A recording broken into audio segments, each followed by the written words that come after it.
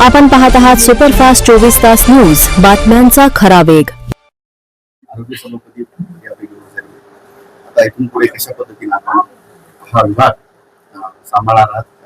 प्रमुख कारण असं की मागच्या 3 वर्षापासून प्रशासक लागलेलं होतं आणि बराच काही बॅकलॉग आहे. तर पुन्हा याला संजीवनी येण्यासाठी आपण आपल्याकडे नेमकं काय प्लॅन?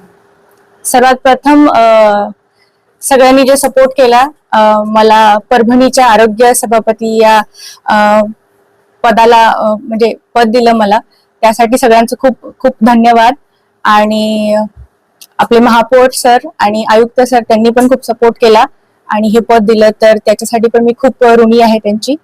आणि फर्स्ट ऑफ ऑल माझे वडील डॉक्टर आहेत आणि मागच्या 25 वर्षापासून ही ऑपॉर्च्युनिटी आणि हे जबाबदारी ते घेत आहेत आणि ऑफिशियली मला हे पद भेटल्यामुळं ते आणखी जास्त मी ताकद लावेन आणि आणखी जास्त एफर्ट्स टाकेन.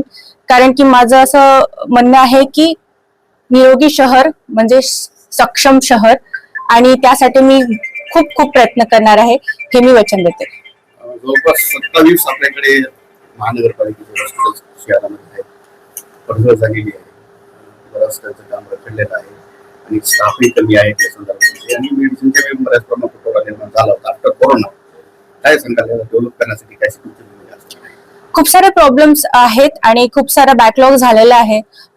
ते सगळे प्रॉब्लेम्स मी 1 बाय 1 सॉल्व्ह करण्याचा प्रयत्न करणार आहे. टीम सोबत भेटणार आहे, जितके पण एम्प्लॉईज आहेत, जितके पण डॉक्टर्स आहेत, नर्सेस आहेत, सगळ्यांची मीटिंग होणार आहे. प्रॉब्लेम्स नोट केले जाणार आहेत आणि प्रत्येक प्रॉब्लेमचा डिटेलमध्ये अभ्यास करून आम्ही त्याचं सोल्युशन काढण्याचा प्रयत्न करणार आहे. महिला प्रतिनिधी म्हणून एक संधी मिळाली. आपण एक उच्च शिक्षित डॉक्टर आहात आणि वैद्यकीय क्षेत्रात आपले वडील आणि डॉक्टर अनिल कांबळे सर यांचाही सामाजिक चळवळीचा वारसा आहे.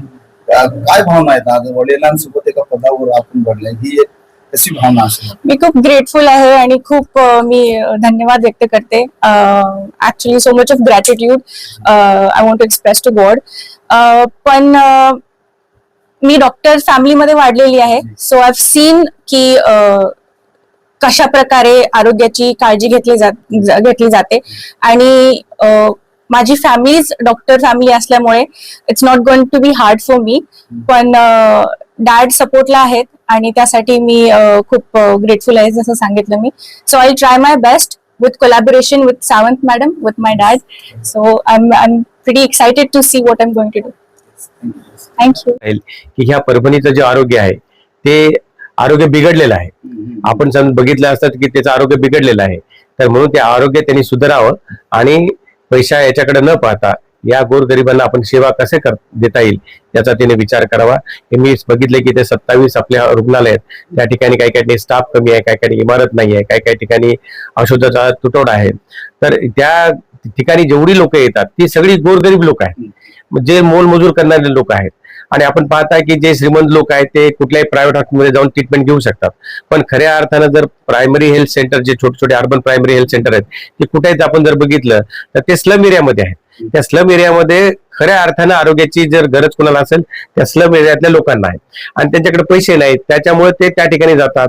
तर अशा लोकांना आपण सुविधा जास्तीत जास्त चांगल्या सुविधा कशा आरोग्याच्या देता येतील याचा आम्ही नक्कीच विचार करू. त्या ठिकाणी स्टाफ चांगला भरू, त्या ठिकाणी स्टाफला वेळेवर यायला लावू, त्याचप्रमाणे त्या ठिकाणी चांगले दर्जेदार औषध आम्ही त्या ठिकाणी उपलब्ध करून देऊ.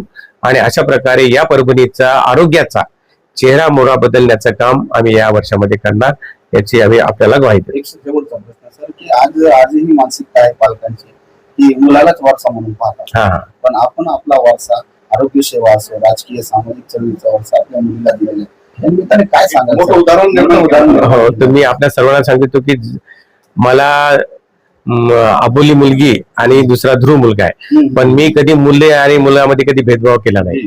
मला तर उलट आनंद झाला की माझी मुलगी माझा वारसा चालवते. म्हणून मी, तुम्ही जर कधी बघितलं तर मी फॉर्च्युनर मध्ये बसली तर ती समोरच्या सीटवर बसते आणि मी पाठीमागे बसतो. असं म्हणून मी तिला वडील म्हणून मी तिला सपोर्ट करतो. आणि आपल्या समाजात सुद्धा मी सगळ्यांना सांगू इच्छितो, मुलगा आणि मुलगी असा भेद न करता आपण मुलीला पण मुलासारखं प्रेम द्यावं, दोघांनाही सारखंच प्रेम द्यावं. आणि ज्याच्यामध्ये जी कुवत असेल त्याप्रमाणे त्याने त्याच्या क्षेत्रामध्ये जर गेलं तर त्याला त्याचा आपला पाठिंबा दिला पाहिजे. जर मुलगी जर शिक्षणात जर पुढे असेल तर तिला शिक्षणामध्ये आपण सपोर्ट केला पाहिजे.